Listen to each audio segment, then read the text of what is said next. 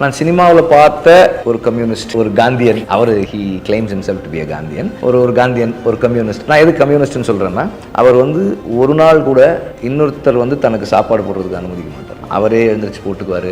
இப்போ அவர் சாப்பாடு எடுக்கும்போது வேறு யாராவது சாப்பிட்றதுக்கு வந்தாங்கன்னா அவங்களுக்கு தட்டு எடுத்து கொடுப்பாரு, அவங்களுக்கு உட்காரத்துக்கு சேர் போடுவார்.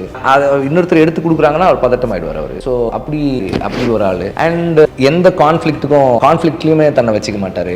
ஒரு சீரியஸாக இயற்கை விவசாயம் பண்ணிட்டு இருக்க ஒருத்தர் அவர். ஸோ ஆஸ் அ பர்சன் ஒரு மனிதராகவே ரொம்ப ஒரு சிறந்த மனுஷன்.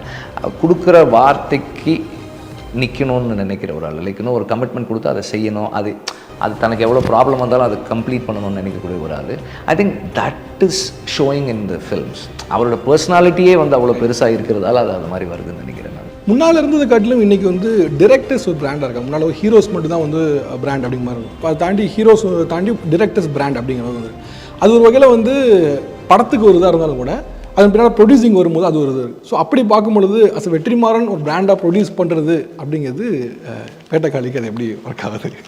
எப்போதுமே டைரக்டர்ஸ் பிராண்ட்ஸாக இருந்திருக்காங்க. நீங்கள் ஸ்ரீதர் எடுத்துக்கங்க, பாலச்சந்தர், பாரதி ராஜா, பாலு மகேந்திரா, மகேந்திரன் சார் கன்சிஸ்டண்ட்டாக படங்கள் நிறைய பண்ணலைன்றதால ஹி வாஸ் டைரக்டர். எல்லா இயக்குநர்களுக்கும் பிடிச்ச ஒரு இயக்குனராக அவர் இருந்தார். தொடர்ந்து மற்றவங்கெல்லாம் ஒர்க் பண்ணிகிட்டே இருக்கும்போது அது ஒரு இதாக இருந்தது. அப்புறமா மணிரத்னம், தென் ஒவ்வொரு காலகட்டத்தில் ஒவ்வொருத்தர் இருந்துகிட்டே இருந்திருக்காங்க. நான் சினிமாவில் பார்த்த ஒரு கம்யூனிஸ்ட், ஒரு காந்தியன். அவர் he claims himself to be a Gandhian. ஒரு காந்தியன், ஒரு கம்யூனிஸ்ட். நான் எது கம்யூனிஸ்ட்னு சொல்கிறேன்னா, அவர் ஒரு நாள் கூட இன்னொருத்தர் தனக்கு சாப்பாடு போடுறதுக்கு அனுமதிக்க மாட்டார். அவரே எழுந்திரிச்சு போட்டுக்குவார். இப்போ அவர் சாப்பாடு எடுக்கும்போது வேறு யாராவது சாப்பிட்றதுக்கு வந்தாங்கன்னா அவங்களுக்கு தட்டு எடுத்து கொடுப்பாரு, அவங்களுக்கு உட்காரத்துக்கு சேர் போடுவார். அதை இன்னொருத்தர் எடுத்து கொடுக்குறாங்கன்னா அவர் பதட்டமாயிடுவார். அவர் ஸோ அப்படி ஒரு ஆள். அண்ட் எந்த கான்ஃப்ளிக்ட்லையுமே தன்னை வச்சுக்க மாட்டார். ஒரு சீரியஸாக இயற்கை விவசாயம் பண்ணிட்டு இருக்க ஒருத்தர் அவர். ஸோ ஆஸ் அ பர்சன் ஒரு மனிதராகவே ரொம்ப ஒரு சிறந்த மனுஷன்.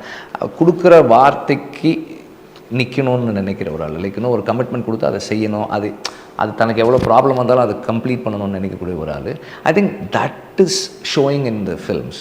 அவரோட பர்சனாலிட்டியே அவ்வளோ பெருசாக இருக்கிறதால அது மாதிரி வருதுன்னு நினைக்கிறேன் நான். முன்னால் இருந்தது காட்டிலும் இன்றைக்கி டிரெக்டர்ஸ் ஒரு பிராண்டாக இருக்காங்க. முன்னால் ஹீரோஸ் மட்டும் தான் பிராண்ட் அப்படிங்கிற மாதிரி இருக்கும். அதை தாண்டி ஹீரோஸ் தாண்டி டிரெக்டர்ஸ் பிராண்ட் அப்படிங்கிறது அது ஒரு வகையில் படத்துக்கு ஒரு இதாக இருந்தாலும் கூட அதன் பின்னால் ப்ரொடியூசிங் வரும்போது அது ஒரு இது. ஸோ அப்படி பார்க்கும்பொழுது அஸ் வெற்றிமாறன் ஒரு பிராண்டாக ப்ரொடியூஸ் பண்ணுறது அப்படிங்கிறது பேட்டக்காளிக்கு அது எப்படி ஒர்க் ஆகுது?